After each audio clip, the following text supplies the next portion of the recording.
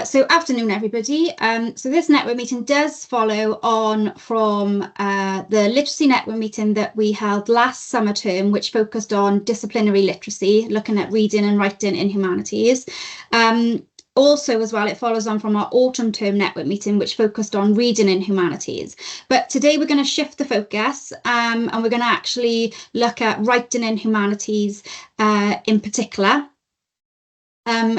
In particular as well, there are a few people on the screen who's going to be sharing practice today who attended a professional learning programme that I delivered earlier this term, focused on developing authentic writing in humanities. Reading was in the autumn term.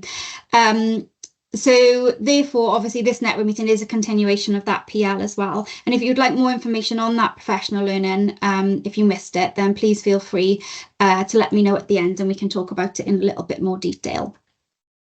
But what I'm going to do throughout this network meeting then is I'm going to give you a little bit of an overview of the authentic purposes of writing within humanities, and I'm going to be then handing you over to various different practitioners on the screen from different schools who are going to share some examples from pupils in their classrooms, demonstrating how pupils have been writing for the different purposes within humanities. So I suppose just a little bit of context to this really. I suppose, I forget the timeline exactly, about 12 months, 18 months ago now, our English and literary curriculum partners delivered professional learning on developing an English curriculum from 3 to 16. And what they quickly realised was that actually the terminology from primary school into secondary school was slightly different. So on the back of that, to ensure that there was progression, they devised this text types grid, which looks at the main different purposes of writing in society. And what this does really, this text type grid, is it moves, I suppose, thinking from utilising the genre theory to having more of a focus on thinking about the actual purpose of writing. And this actually text types grid was shared earlier this term in the Literacy Coordinators Network meeting. So it may be familiar to you, you may have seen it before, or this may be something new to you. So in terms of humanities then, if we're looking at authentic purposes for writing, we want our children to be thinking, reading and writing like a geographer. So how would a geographer, historian, etc. write? And then when we think like that, we can then plan more appropriate and authentic opportunities for pupils to develop their writing skills within humanities. In terms of authentic purposes of writing in humanities, what we do have is it mainly predominantly focuses on the purposes of writing that you can see displayed on the left-hand side of the screen, the ones that are underlined in red. So authentic purposes of writing in humanities would be writing to inform and explain, analyse and evaluate, and argue and advise. Because these are the purposes and the way that a historian, a geographer, etc. would actually write. Now, that's not to say that humanities, history, geography, etc. cannot inspire descriptive writing and fiction writing, which is on the right-hand side of the screen. It absolutely does. Historical fiction is a very popular genre. However, it wouldn't be authentic to the humanities AOLE. So in terms of developing cross-curricular writing skills, what we would really like to do is encouraging children within their humanities teaching and learning to be writing to inform, explain, evaluate and argue. Hopefully, if you click the link at the top of the screen, it should take you to the Word document so that you should be able to view this document a little bit more clearly. If there is an issue with the link, if you let me know in the chat and I can pop the actual link into the chat for you.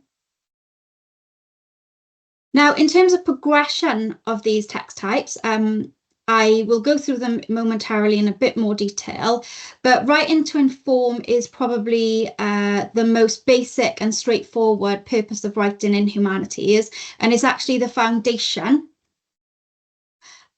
Oh, sorry about that. Is everybody else having issues with seeing the screen?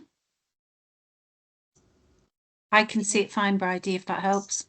Thank you. I can't. Yeah, I can see it right now. here. I couldn't see it. I can now, but I was just kicked out as well. I can see it. Fab. Maybe it's just the internet. Any luck, Ragaraka? Can you see it now? Oh, perfect. Thank you. Oh, and Kat's put the link in the chat for us. Thank you, Kat.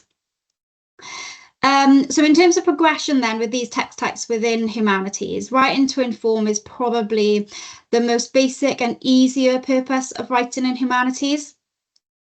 We then get slightly more challenging and progressive with writing to explain. So this type of expository writing in humanities is then the foundation of the other purposes of writing, the other text types we see. So in order to be able to analyse and evaluate, children do need to be able to explain. And likewise, in order to be able to argue, children need to be able to explain, analyse and evaluate. So hence the text types in themselves and the purposes of writing for humanities are progressive.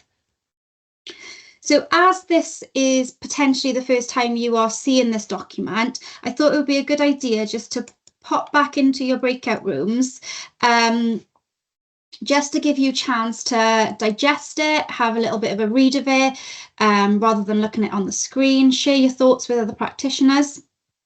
And then maybe if any questions or queries do come up, we can try and address them before we move on to looking at the different purposes in a little bit more detail. So as I said, the first purpose really in humanities is writing to inform.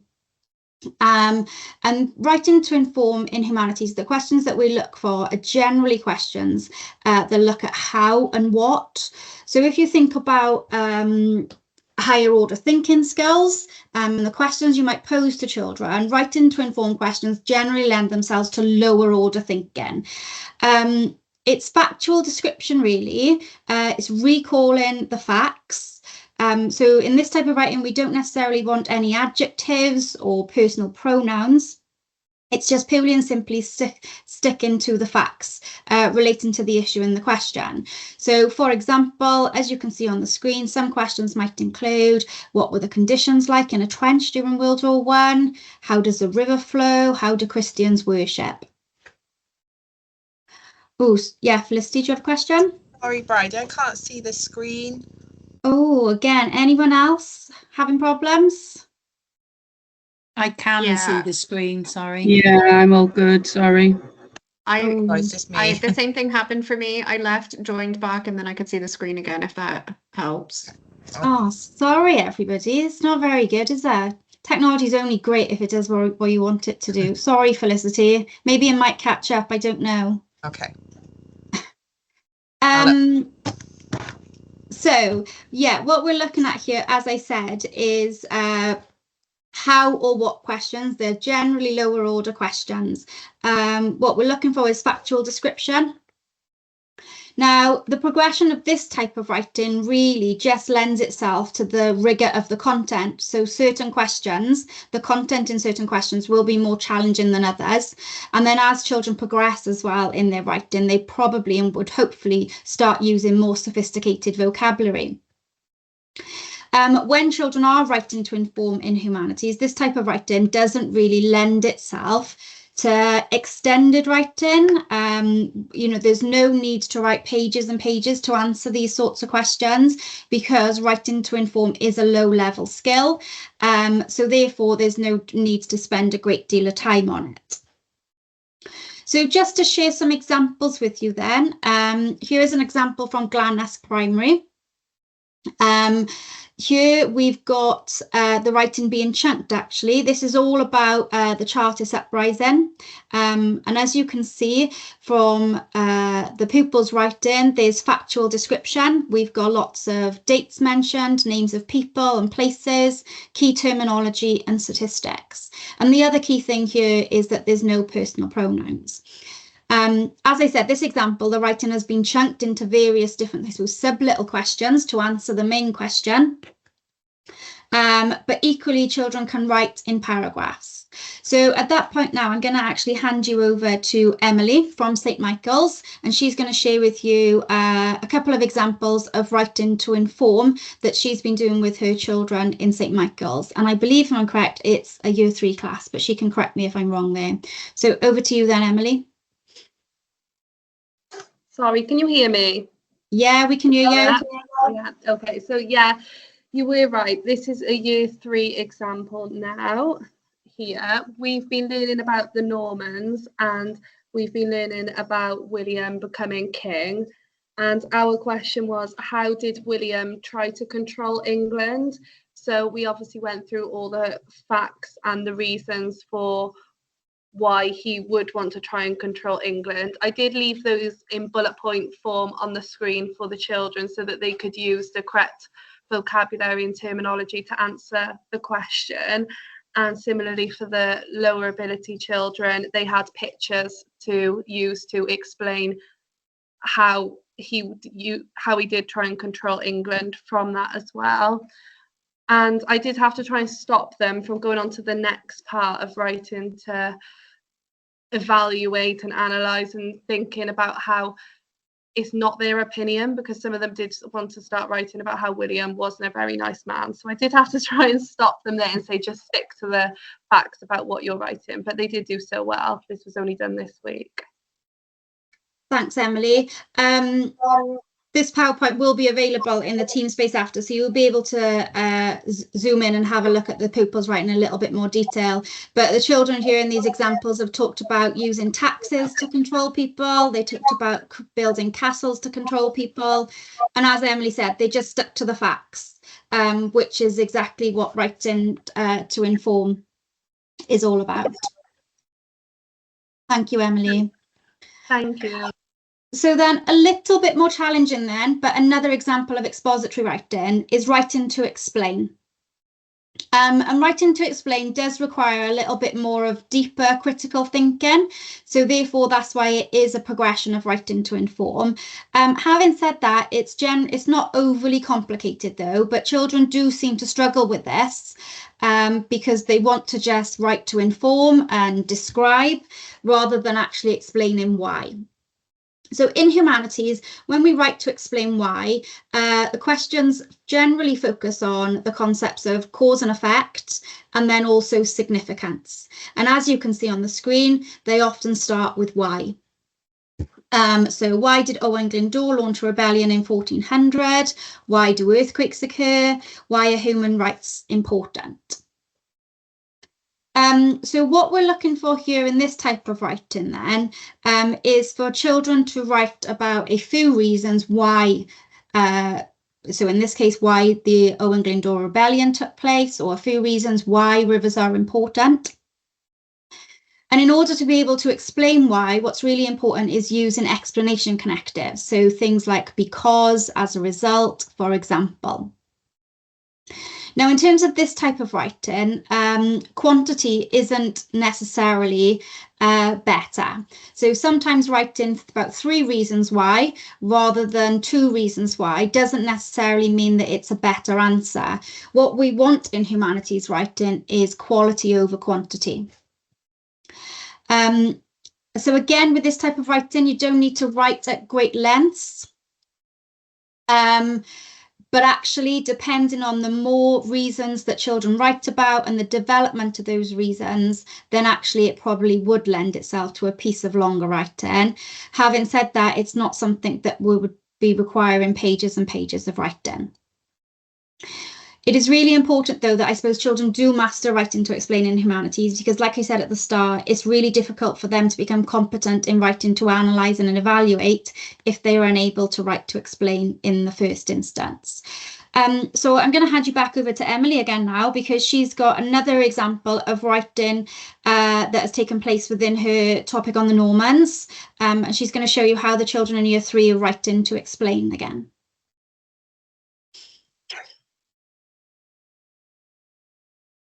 Okay, so this was one of my first pieces of writing that year 3 had done for why did the Normans build castles. So we did lots of work before we started on who were the Normans, why did they need castles before we actually looked at the different types of castles.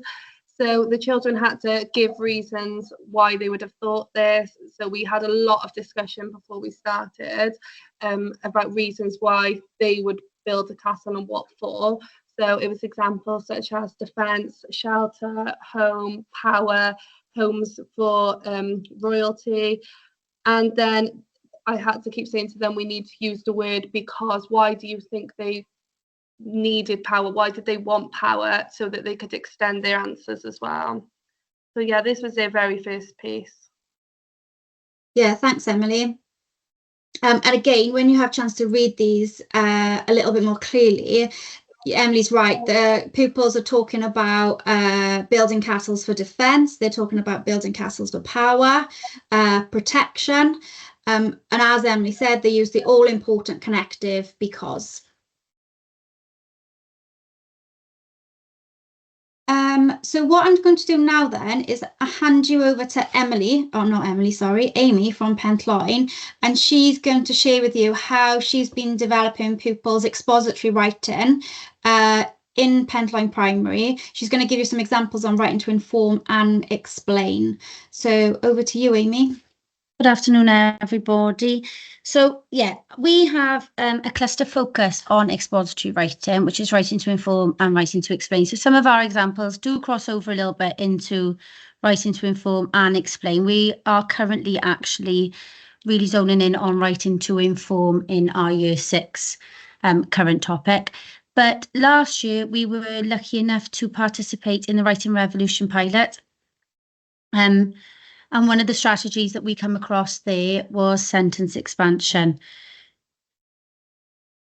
So sentence expansion is where you give them a kernel sentence and then we just generally add details to it, and we use the WO questions: who, what, why, when, etc. And then from that, then we just expand the main idea and the sentence without making it too complex or hard to follow.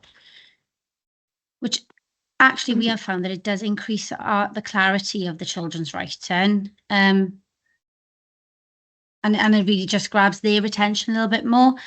So yeah, we've been using sentence expansion to develop our writing to inform. I'm not sure if I can change the. Oh, there we go. So yeah, we pose a question, we give them a kernel sentence. For differentiation then, my lowers might only have 2 of the 2 questions, 3 questions and 4 questions and so on to develop the context of the writing. That's me. I think, oh, there we go. Actually, you can still see it on the screen. So then obviously you use those sentence expansion techniques, didn't you? The who, the what, the when, and so forth, to then formulate that into a bigger paragraph. Yes. So the one in the bottom right hand screen was looking at how a religious believer expresses their religious identity. Yeah, through religious dress, I think it was. Yeah, absolutely. And then there's same example on the top left hand screen. And I think if I recall, that was one of your less able pupils, wasn't it? Using just a couple of the sentence expansion. That is actually a Year 4 pupil. How does a person express their religion? So that was trialled earlier this year in our Year 4-5 class, where it's been a little bit more part of our practice in Year 5 and 6 in my class for maybe last 2 years. That was rolled out in our Year 4-5 class this year. Yeah, fab, thank you. And then on the next slide, we've got some examples from your conflict displacement. Yes, and that's from this year. That's from the very first term, so it's very new. It was done in early September. Again, we used the sentence expansion strategy in the very, very early parts of our topic, and then at the end of the topic we revisited it, and we used that information because I think it is key to that without the knowledge that they can't write to inform or write to explain. So we went back and then we used the information. We used the information then from previous learning to form those paragraphs, those writing to inform and writing to explain paragraphs. Yeah, thank you, Amy. So in the two examples you can see on the screen, the pupils start to explain why people are displaced. So I think you can see them talking about conflict, natural disasters, and then they talk about the impact of that displacement there. So they're starting off writing to explain, and then they're moving into writing to inform. So they're combining the two purposes, which is absolutely normal. And will happen naturally when we write in humanities, and probably when we write in general, really, rather than like regardless of the discipline or the AOLE. Thank you, Amy. Thank you. Does anybody have any questions so far regarding writing to inform and writing to explain? Hiya, it's Louise from Langstone. I wasn't Louise. sure what the kernel sentence was. Is it like a specific sentence starter or something? Yeah, a kernel sentence. Kat, can you jump in and and explain this for us to make sure that we get the correct definition, please? I think the kernel sentence is just a simple sentence that you then expand by adding the additional detail of the when, what, why, for example, if those are your prompts. So the kernel is that starting simple sentence that you then elaborate with the further detail, I think. Okay, my no, recollection. that definitely makes sense. I just wondered if it was like a specific humanities term or something, because I just wasn't sure of it, that was all. It's a Thank term used you. in the writing revolution, and they use it to just help explain this sentence expansion technique, really. On the screen, Louise, in the bottom right-hand corner, I think what the kernel sentence, if I can read it, is over half. But Amy, you might be able to tell us actually something about over half. Over half have not returned to their home area since becoming displaced, and lots of the kernel sentences Yes, I are can not see it. actually on them because we come up with them in our starters. So that's part of our practice. We'll come up with our kernel sentence together on our whiteboard or wherever, and then we'll build on it, build our writing and our sentence expansion essentially from that. But whereas I before would give them the kernel sentence, now we develop that together. So that's why it's on some and not other examples there. Thanks, Thank Amy. you. Okay, so we're going to move on then and look at writing to analyse, and this is where it does get more challenging. So when we write to analyse in humanities, they can be how questions, which are similar to the writing to inform, but they'd be combined with the disciplinary concepts of similarity and difference and change and continuity. So as you can see with some of the examples on the screen, how has the weather changed this week? So if we looked at that question and we said something along the lines of, on Monday, it was fine and dry. On Tuesday, it was sunny. On Wednesday, it was fine and dry again with some sun. On Thursday, it rained. And on Friday, it was sunny. Then that'd be writing to inform. However, if we turn the answer to that question into something along the lines of Monday, Tuesday, and Wednesday were very similar. The weather stayed the same. It was fine, dry, with sunny spells. It changed on Thursday and it rained, and then changed again on Friday when it was sunny again. Because that answer there is starting to talk about patterns where there is similarity and difference with a change in the weather across the week, then that becomes writing to analyse. Albeit that example there would be a very basic example. A more sophisticated analysis would start to use the geographical knowledge and understanding to explain why those changes took place. But the fact that the response there is talking about change and continuity means that actually it's rather than it just being writing to inform, it also becomes writing to analyse. We also, though, write to analyse as part of fieldwork in geography or inquiries in social science and RVE. We might look at analysing evidence from data collection, identifying patterns and trends and similarities and differences and so forth in that evidence. In history, we also might analyse historical evidence, looking at what the evidence tells us about the past, and then more sophisticatedly and challengingly looking at who has created that evidence, when it was created, and so forth. So there are many different types of writing to analyse. within the humanities. So as an example then, Glanas Primary have shared with us 2 examples.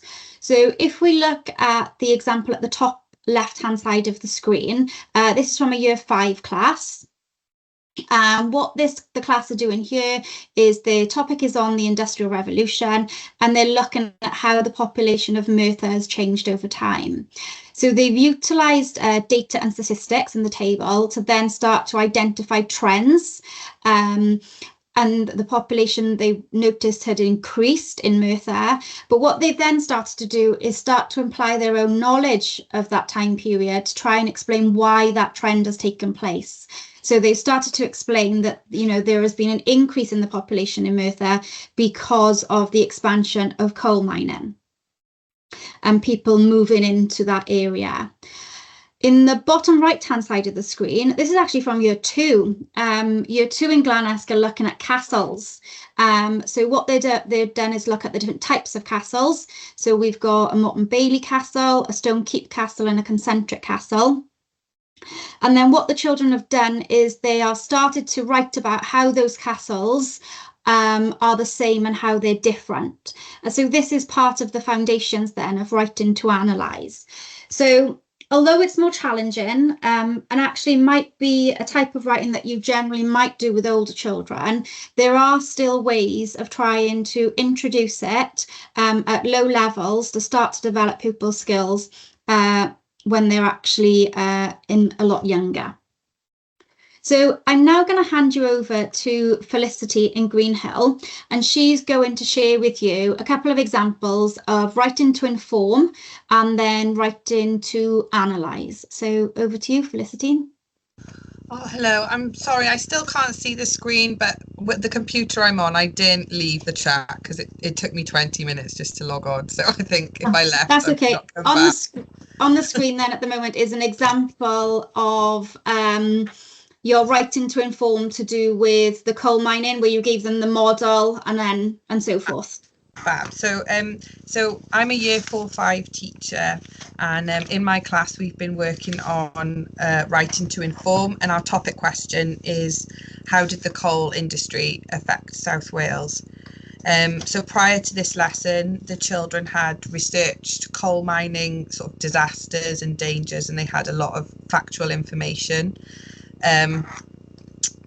They researched 3 main dangers of coal mining, which we outlined as flooding, lack of clean air, and gas explosions. So they gathered a lot of information themselves, but then I'd also given them, information and resource sheets as well. So what I wanted them to do was to take that information and write factual paragraphs. I don't usually use worksheets for writing activities, but I created the worksheets because I wanted them to write concisely. So I wanted them to highlight on the fact sheets that they'd, on the information that they'd researched themselves, the key information that they wanted to include in their paragraphs. So on the worksheet, I modelled the first paragraph, which described how flooding was a danger in coal mines. And then we, as a class, we decided on a success criteria, which included, a literacy and humanities target. So, we needed to obviously focus on our punctuation and grammar and handwriting, but also, we wanted them to include factual examples of actual mining disasters that had happened, which they had found out themselves.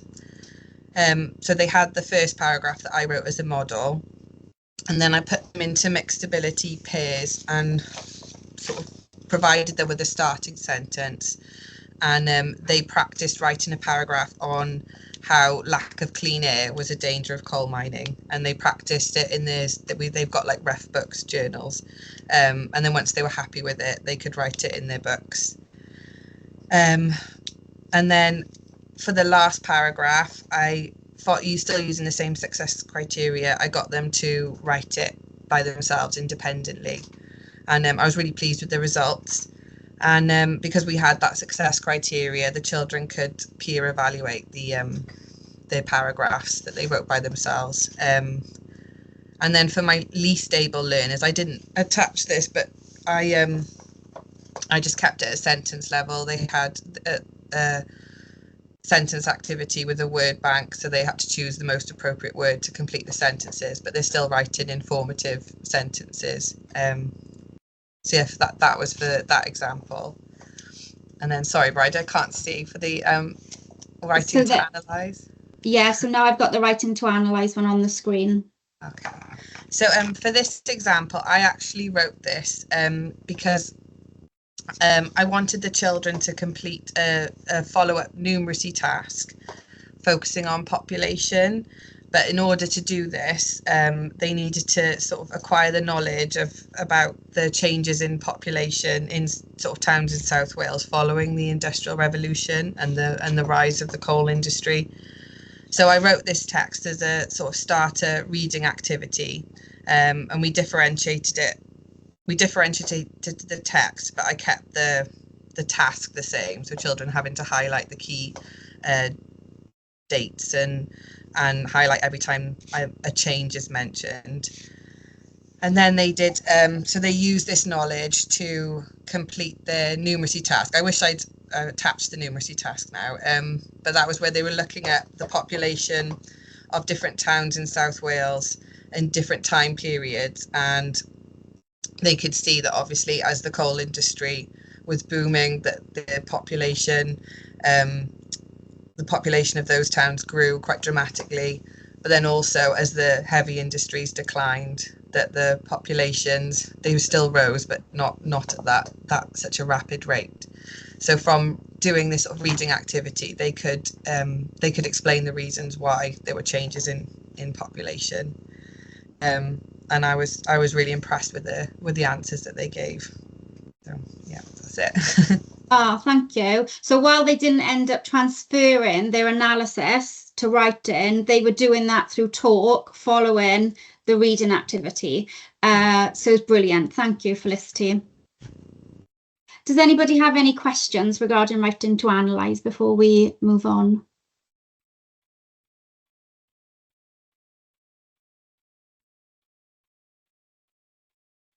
No? Okay then, so we'll move on to look at writing to evaluate. And again, when we write to evaluate in humanities, the questions often lend themselves to how, which again looks similar to writing to inform. But again, these questions will be combined with a disciplinary concept, such as significance, importance, effectiveness, and so forth. Which makes this writing then a lot more challenging than writing to inform, because it requires learners to think more critically. So there are different ways that we write to evaluate in humanities. One of the ways that we write to evaluate is by making a judgment and then giving reasons for that judgment. So, for example, if we look at the question at the very top of the list, how significant was the Roman invasion of Britain? If we said that the Roman invasion of Britain was very significant and then proceeded to give reasons why, that would be writing to evaluate. Another way that we can write to evaluate in humanities, though, is looking at strengths and limitations. So, for example, if we looked at the question, evaluate the impact of the new supermarket on the community, we might look at the positive things that the new supermarket brings, so the strength, but we then might look at the negative implications of that, the limitations.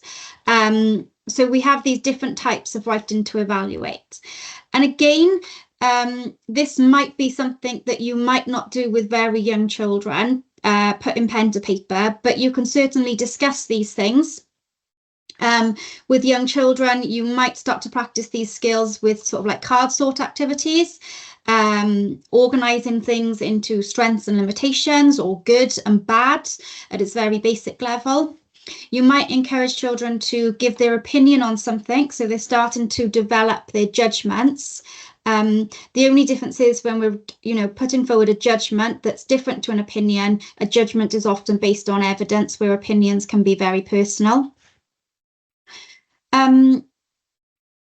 So other ways that we can then evaluate in history and in geography and the humanities area of learning in general is by looking at evaluating evidence, which actually aligns with Statement of All Matters 1 and 2.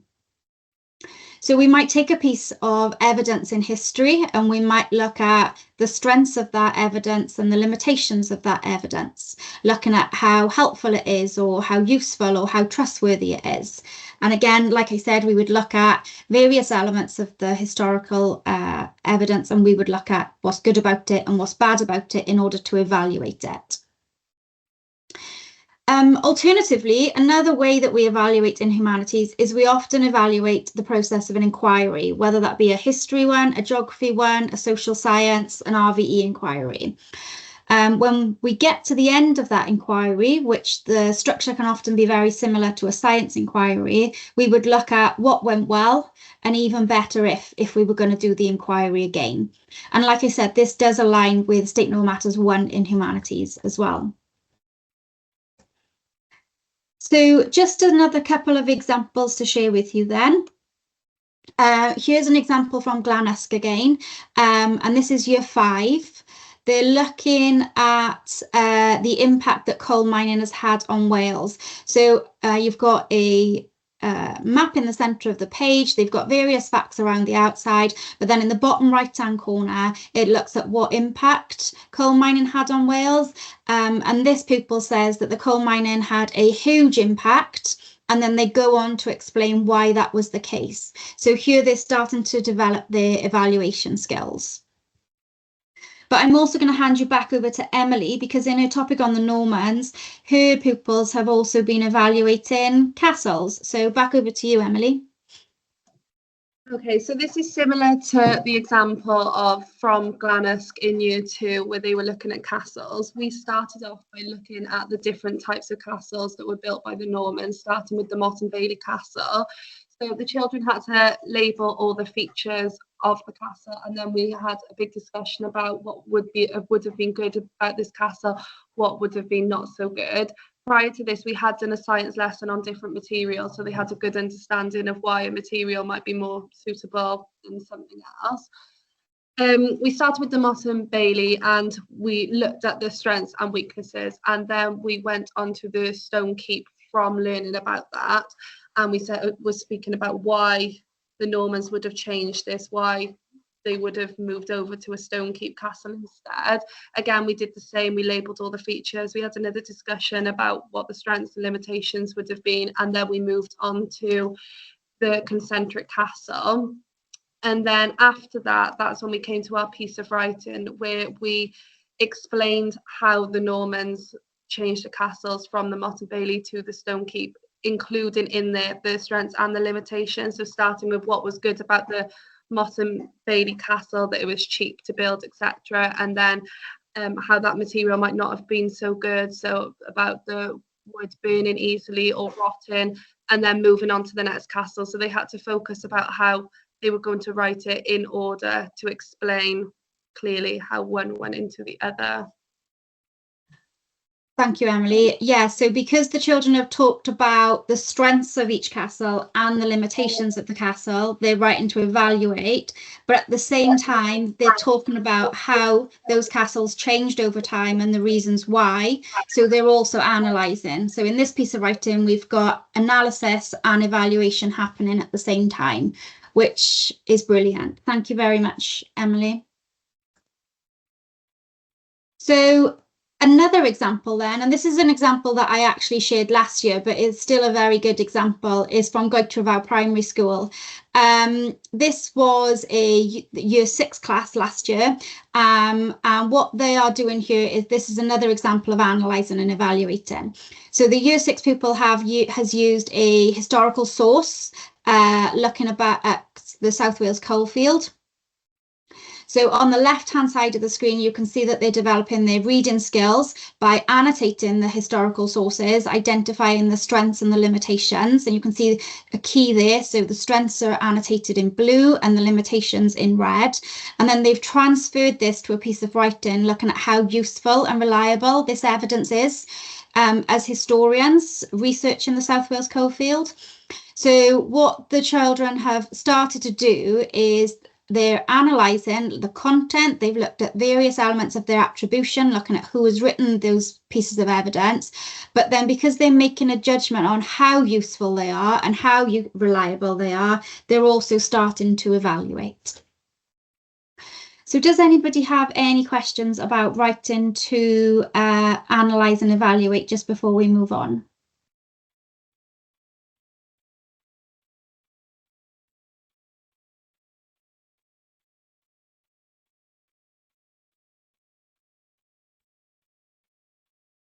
No, okay then. So moving on to the final type of writing that's authentic to humanities now. And that's argumentation, and part of that is writing to argue. And this is probably the most challenging purpose of writing within the humanities. So when we write to argue in humanities, we offer more than one point of view or an argument or an interpretation. So for that reason, it does align itself very nicely with State No Matters 2 in humanities. So we would encourage children to consider more than one point of view to then reach their own judgment and viewpoint. So therefore, writing to argue involves children writing to explain and writing to evaluate at the same time. So, for example, then, if we're thinking about progression here, the more arguments that a child would include in their answer would be more progressive. So, for example, the main reason why the Aberfan disaster occurred was because of bad weather. Well, that's one argument, but if we looked at an alternative argument, there could be that people would argue that it was human error. So that's two arguments. However, if we look at the question for women, did World War I have a big economic effect or political effect? Again, that's allowing into two arguments. But if we looked at the question, how far do you agree that climate is the main reason for poverty? In that question, it could encompass several arguments. But what children would need to do is take their argument and then give reasons to explain why that is the case. And then ultimately reaching their own judgment at the very end. Now, again, like I said, this type of writing is the most challenging. So maybe with younger pupils, it's probably something that you might not do so frequently. However, again, it can be practiced with things like card sorts or highlighting various different colour codes. So if you took the Aberfan disaster question, you could have several reasons to argue that the weather was the cause of the Aberfan disaster and several cards to argue that it was human error. And you could ask pupils to sort those. So then that actually then can lay the basis and the foundations for their writing. And just talking about these things in the first instance is, perfect, because talking to write is also really valuable. But either way, if children are in a position to be able to develop this type of writing, using things like card sorts to help them plan and create visual plans is also really beneficial. And then the final type of writing is writing to advise, but we would only really do this in geography and business studies. In history and RVE, we don't write to advise. In geography, we might write to advise on where to build an outdoor classroom in the school grounds, or where to build a wellbeing garden, or place a picnic bench. They're just a few things that come to mind. More challengingly, though, depending on the knowledge children have, you could look at where's the best place to build a wind farm or build a new supermarket. But in order to write to advise, you'd need to conduct field work. So where is the best place to build the wellbeing garden in the school grounds? You'd have to suss out possible locations. You'd have to then go and visit those locations in the school ground and collect data.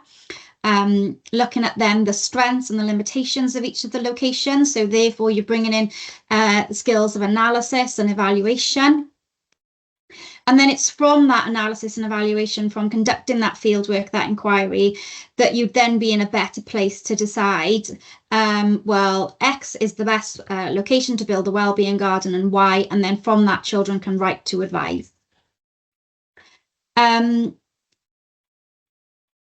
So again, a challenging type of writing because it requires lots of other processes that children need to go through before they actually reach that point in being able to write to advise. But unlike in English, when we write to advise in geography or business studies, again, it's all purely based on fact. There is no emotion in it. It's just dealing with the factual evidence and the data and so forth. In geography, when geographers write to advise, they do refer to this as a decision-making exercise. They write to advise after making a decision on the best course of action. So I am aware that we may have thrown an awful lot at you this afternoon. As a summary, though, I have created this document whereby I've identified possible topics. And I say they're possible topics, they're generally topics that different schools have suggested to me. And then what I've done is I've gone across the different purposes of writing in humanities to frame appropriate questions aligned with the different purposes. So hopefully if you click the link on the screen, it should take you to the Word version of this document.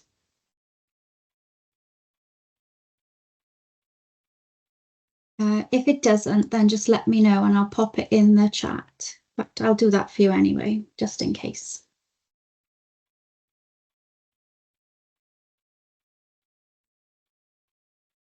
I've done that, Bridie. Oh, well done. Thank you, Kat. You're on the ball. Perfect. Okay, so because that is an awful lot that we have shared this afternoon, what I will do now is put you back into breakout rooms for you to have chance to talk with other colleagues again, maybe discuss what are the opportunities for pupils to write to inform, explain, analyse, etc. within your current humanities teaching and learning and topics, or what would be your commitment to act following this meeting, and then we can just come back for reflection before we wrap up this afternoon. Okay, so hopefully you found the opportunity to go back into breakout rooms beneficial. Would anybody like to share any thoughts, observations, any feedback? We're really keen to hear what you have to say. Hi, sorry, can I just ask a quick question? Yeah. So what age would this start? What year group would they begin to do their writing? Good question. So when I delivered the PL, I've said and pitched it as year 3. Having said that, speaking to lots of other primary schools, they are starting to do writing to inform with children even in year 1. I think I even came across a class who was doing it in reception.